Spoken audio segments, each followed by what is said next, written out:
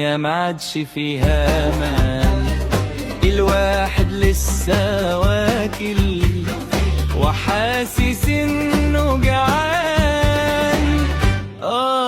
يا دنيا، يا هل ترى الاكل اللي اتغش ولا النفوس دي ما بتشبعش؟ فين البركة اللي كانت زمان؟ يا دنيا ما عادش فيها امان.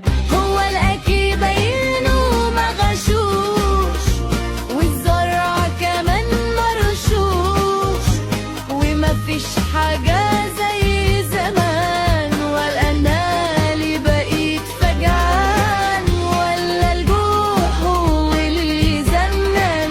يا دنيا ما عادش فيها امان، ولا السبب هي الاحزان، ولا انا نسيت استعيد من الشيطان، ولا ده خلل في الميزان، ولا ما عادش في بركة زي زمان، ولا النسيان هو طبع الانسان.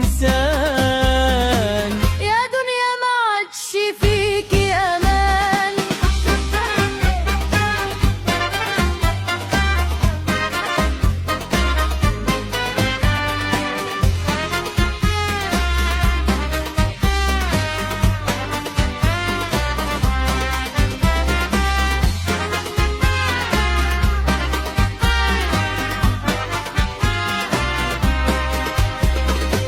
الدنيا ما عادش فيها امان.